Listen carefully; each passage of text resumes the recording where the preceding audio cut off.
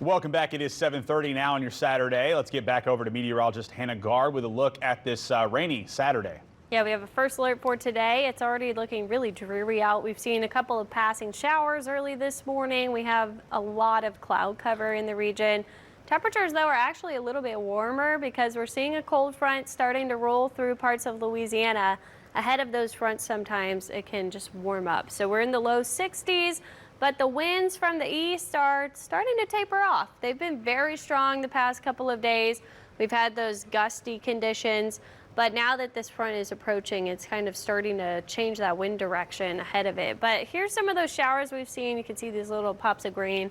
Looks like they've mainly tapered off, but we still have all of this cloud cover in the upper levels, and here comes that rainfall. This is mostly moderate rain. We've seen some pockets of heavier rainfall. But this is really not storms. I haven't seen much lightning with these rolling through, so I'm not too worried about the storm threat. Today, it's just mostly going to be nuisance rainfall. And that's not what our friends to the east are going to be seeing over the next couple of days. This is a very strong low pressure system. We call this a gale low. It has those gale force winds offshore.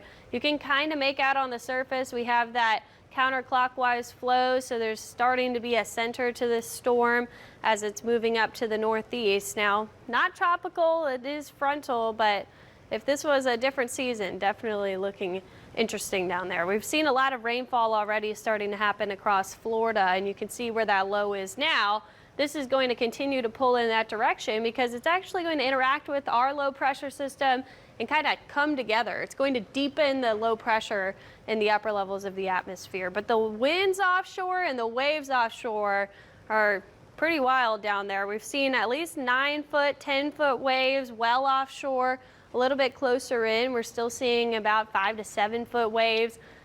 We have some cruise ships that are headed out there. The Carnival Glory is actually headed out into the worst of this. We also have a Norwegian cruise line ship out there. This is about 10 to 15-foot waves out in the bullseye here, so nothing pleasant to be traveling through.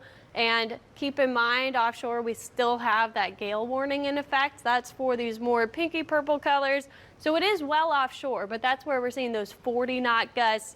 All of these areas in that pastel purple, that is a small craft advisory. So we still have that in effect for the lake and all of the areas immediately surrounding our coastline, because it is still very rough with those easterly winds picking up from that low.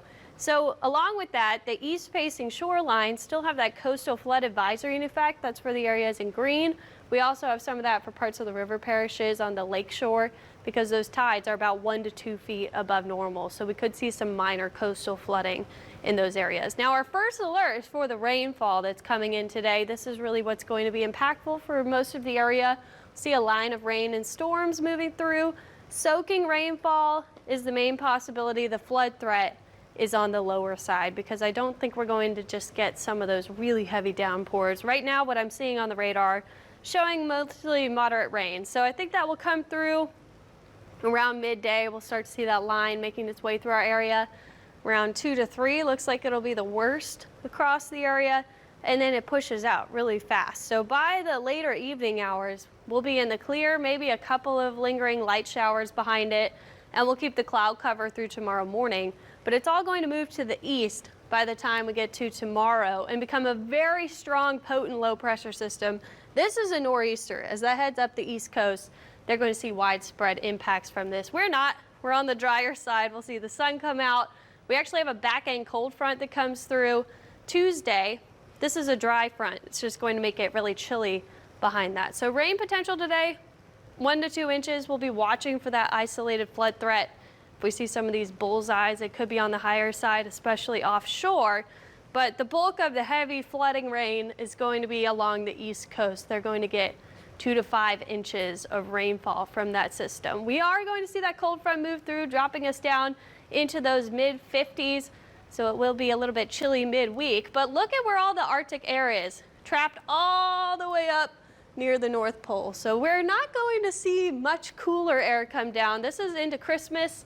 It does look around normal for us. Notice we're not in the bullseye, but it does look like it's going to be wet. And this is the 6 to 10 day outlook, meaning the end of this week into the weekend. And look, I don't have rain chances. So where will that rain come? I think unfortunately it will be right around Christmas at the end of that forecast period. So something to think about if you have those plans. I think we might be dealing with some rainfall, maybe some storms, but too far out right now to tell. And not cold enough to give us any of the different. It's not going to be cold. All of the Arctic air is just trapped so far to the north right now. That's why people have been talking about no white Christmas up north. We need that cold air to If really they're not make getting for it the up north, blizzard. we're certainly not going to get it. Yeah, and if we had that cold air, that nor'easter going up the coast, that would be a blizzard. But there's just not enough cold air to see the snow. Gotcha. Never is. Story of my life. All right, thank you very much there, Hannah. 7:35 now.